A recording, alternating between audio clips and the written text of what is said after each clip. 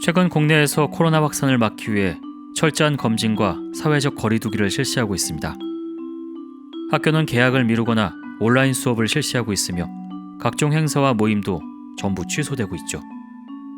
그런데 우리나라와는 정반대의 방향으로 코로나 사태를 극복하려는 나라가 있다고 합니다. 바로 북유럽의 선진국 스웨덴입니다. 해외 주요 외신과 국내 언론에서 알려진 바에 따르면 스웨덴은 적극적 봉쇄 조치를 취하는 대신 집단 면역 방식을 시도하겠다고 합니다. 집단 면역이란 무엇일까요? 전염병이 퍼지는 정도를 나타낸 지표를 기초 재생산 지수 R0라고 합니다. 예를 들어 R0가 2라면 환자 한 명이 2명에게 바이러스를 옮길 수 있다는 것을 의미하죠.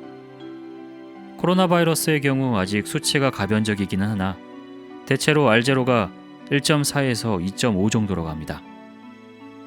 이를 1 이하로 감소시켜야 전염병의 확산을 통제할 수 있죠. 그런데 전체 인구의 60% 이상이 면역을 가지면 R0가 1 이하로 떨어진다고 합니다. 전염병의 전파가 느려지거나 심지어 멈출 수 있다는 것이죠. 그래서 전염병의 확산을 막는 게 아니라 시민들 사이에서 면역력을 갖추게 해서 전염을 막겠다는 게 집단 면역의 논리입니다. 하지만 이런 주장이 위험하다는 의견도 있습니다. 우리나라에서도 집단 면역이 대응 방식으로 제시된 적이 있지만 질병관리본부는 이에 반대했다고 합니다. 인구 5천만 명 중 약 70%면 3,500만 명이 감염되어야 한다. 치명률이 1%라는 점을 고려하면 35만 명이 사망해야 하기 때문에 방역 대책으로 고려하고 있지는 않다.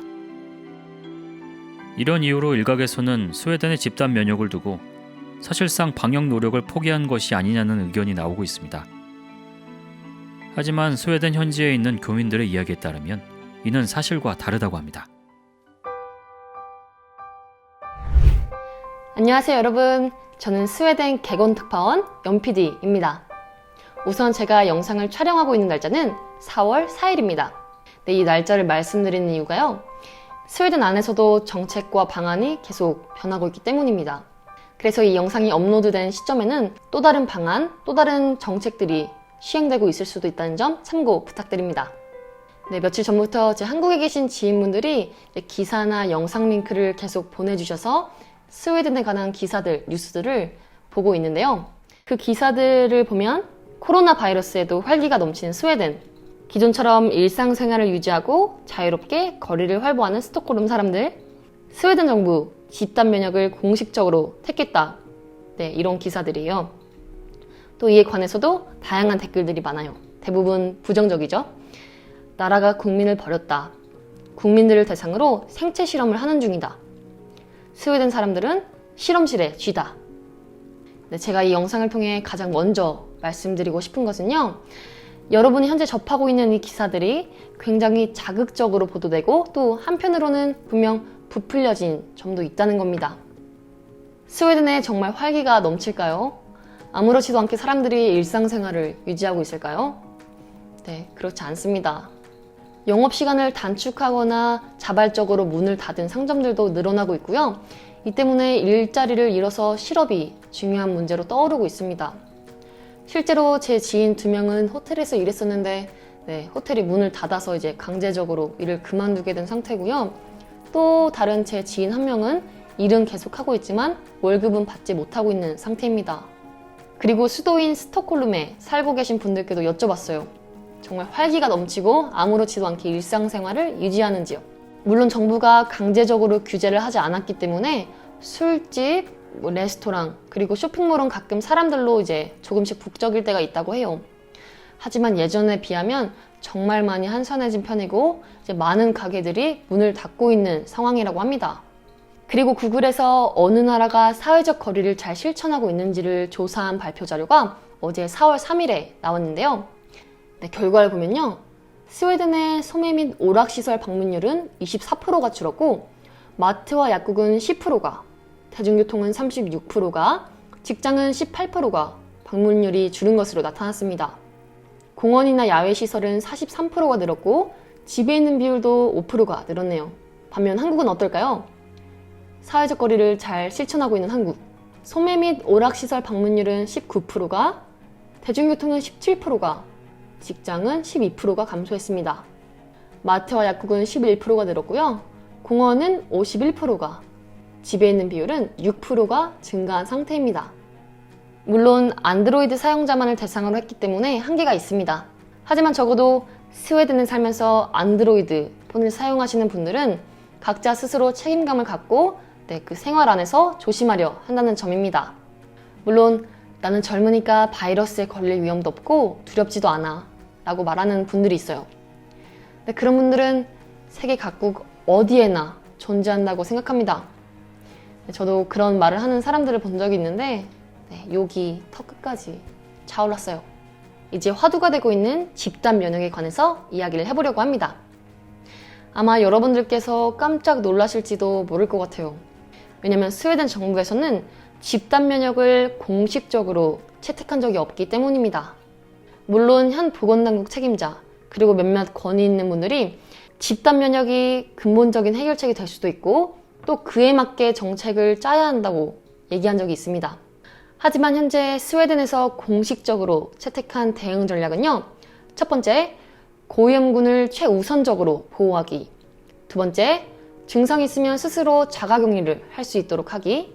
세 번째, 의료시설을 대폭적으로 늘리기. 네 번째, 경제에 미치는 영향을 최소화하기입니다. 스웨덴에 와보시면 알 텐데요. 몸 상태가 좋지 않으면 집에 꼭 있어달라는 문구가 전광판을 통해 홍보되고 있고요. 50명 이상의 모임도 금지되고 있고요. 그리고 고등학교, 대학교, 성인교육기관은 다 문을 닫은 상태이고 온라인으로 수업을 진행하고 있습니다. 뿐만 아니라 마트 계산대에는 이제 보호막도 설치되어 있어요. 재택근무가 가능한 회사들은 재택근무를 하고 있고요. 그리고 검사 수도 대폭 늘리려고 준비를 하고 있습니다. 또 스웨덴 총리는 연설을 통해서 그 누구도 증상이 있을 시에는 출근을 해서는 안 된다. 바이러스 확산을 최대한 늦춰야 하니 고위험군, 노인분들을 만나지 말아달라고 당부하기도 했습니다. 그리고 스웨덴은 사회적 거리두기를 포기했다라는 말들이 미디어에서 나오고 있는데요. 스웨덴은 사회적 거리두기를 포기한 적이 없습니다. 스웨덴은 원래 사회적 거리두기가 규범인 나라기도 하고요. 그리고 지난달 보건사회부 장관은 사회적 거리를 꼭 유지해달라. 대중교통뿐만 아니라 일상생활, 사회관계 안에서도 사회적 거리를 꼭 유지해달라고 당부를 했습니다. 그렇다면 문제는 스웨덴 나름대로 최선을 다하고 있는데 왜 이렇게 사망자 수가 높냐 하는 것인데요. 한국과 비교했을 때 인구 대비로 따지면 적게는 7배, 많게는 9배까지 차이가 나는 상태입니다. 사실 스웨덴은 광범위한 검사와 역학조사 그리고 초기 단계의 치료를 포기한 상태입니다. 초기 증상이 있어도 코로나로 의심이 돼도 당장 병원에 가서 검사를 받지 못합니다.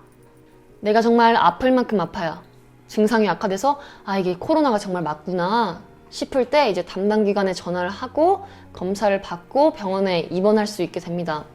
하지만 그때는 너무 늦은 감이 없지 않아 있죠. 며칠 전 정부에서 검사 수를 대폭 늘리겠다고 발표를 했는데요. 하지만 그조차도 중요한 직업군, 예를 들어 의료진으로 그 대상을 한정하고 있습니다.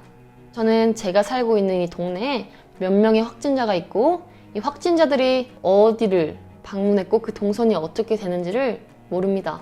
그저 앰뷸런스와 경찰차가 오고 방독면을 쓴 구급대원과 경찰관들이 마스크를 쓴 제 이웃을 쉬러 갈 때 코로나 환자겠구나 이제 생각을 할 뿐이죠. 저는 이렇게 사망자가 늘어나는 이유를 물론 다양한 이유가 있을 수도 있겠지만 앞서 말했듯 광범위한 검사, 역학조사, 그리고 초기 단계의 치료를 포기했기 때문이라고 봅니다. 그리고 결국 그 시발점은 의료자원의 부족이라고 생각합니다. 실제로 OECD에서 발표한 인구 1000명당 병상수 자료를 보면요. 2017년 기준 한국은 12.3개인 반면에 스웨덴은 2.2개에 불과합니다. 현재 중증 환자들을 받을 수 있는 시설을 대폭 늘리고 있긴 하지만요. 어쨌거나 의료 자원이 턱없이 부족하기 때문에 초기의 환자들, 증상이 있는 사람들을 받을 수 없는 것이 아닌가 합니다. 총 정리를 해보자면 스웨덴에 관한 부분이 자극적으로 보도되고 있다는 점, 그리고 이렇게 외신에서 집단 면역이 스웨덴의 공식적인 정책이라고 말한 부분에는 논쟁과 오해를 일으킬 만한 당국자들의 발언이 있었다는 점을 말씀드립니다. 이것이 해결책이 될 수 있다고 말한 그들조차도 이 집단 면역을 목표로 하게 되면 수많은 사람들이 희생되어야 하기 때문에 우려가 된다고 어제 기사를 통해서 말을 했습니다. 중요한 것은 혹여나 그들이 정말로 집단 면역을 꿈꾸고 있더라도 현재 이것이 스웨덴의 공식적인 대응 전략이 아니라는 것입니다. 앞서도 말했지만 스웨덴의 공식적인 대응 전략은 첫 번째, 고위험군을 최우선적으로 보호하기. 두 번째, 증상이 있으면 스스로 자가격리를 할 수 있도록 하기. 세 번째, 의료시설을 대폭 늘리기. 네 번째, 경제에 미친 영향을 최소화하기입니다. 스웨덴 사람들 역시 매우 걱정을 하고 있고 이웃 국가들과 계속 다른 결정을 하고 있는 정부를 많이 비난하고 있습니다. 하지만 그럼에도 불구하고 그들이 한 가지 감사해야 하는 것은 정부가 외출을 강제적으로 통제하고 있지 않기 때문에 계속 경제활동을 할 수 있다는 점. 그래서 당장 내일 내야 할 월세, 대출비, 식비를 걱정하지 않아도 된다는 점입니다. 그리고 그들 스스로 스웨덴 국민으로서 책임감을 갖고 조심하고 있다는 점을 말씀드립니다. 당장 오늘 또 어떤 방안이 발표될지 잘 모르겠어요. 국경을 닫을 수도 있고 아니면 외출 금지를 얘기할 수도 있겠죠. 주변국들과 비교했을 때 우려되는 부분도 있고 실망스러운 부분들도 있고 또 사망률을 봤을 때 절대 이대로 가서는 안 된다고 생각을 해요. 하지만 어쨌건 지금 상황에서는 스웨덴 정부가 국민을 방치하지 않고 있고 자신들이 가진 자원 안에서 현 상황을 계속 주시하면서 언제라도 전략을 변화시킬 준비를 하고 있다는 것을 말씀드리고 싶습니다. 연PD의 소식에 따르면 현재 스웨덴은 집단 면역을 시도하지도 않고 있고 방역을 완전히 포기한 것도 아니었습니다. 그런데 왜 집단 면역이라는 키워드가 전 세계 언론으로 퍼져나가게 되었을까요? 스웨덴 정부의 공식적인 대응 전략은 플래트닝 더 커브, 즉 확산을 늦추는 것이라고 합니다. 하지만 궁극적으로 코로나를 정복하려면 결국 집단 면역이 이루어져야 한다는 주장도 전문가들 사이에서 나오고 있습니다. 이렇다 보니 사람들 사이에서 스웨덴의 대응 전략이 무엇인지 혼란에 빠질 수밖에 없는 것이죠. 그리고 이러한 혼란 와중에 집단 면역이 스웨덴 정부의 공식 전략이라는 오해가 퍼져나가게 된 것입니다. 무서운 점은 이렇게 잘못된 소식이 그저 자극적이고 신기하다는 이유로 전 세계로 삽시간에 퍼져나갔다는 점입니다. 이처럼 잘못된 정보가 전염병처럼 퍼져나가는 현상을 팬데믹에 빗대어 인포데믹이라고 부릅니다.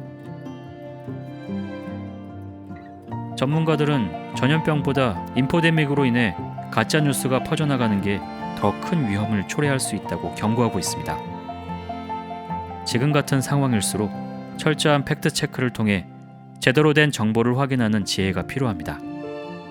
또한 정부 당국은 가능한 정보를 투명하게 공개하여 사람들이 혼란에 빠지지 않도록 해야겠죠.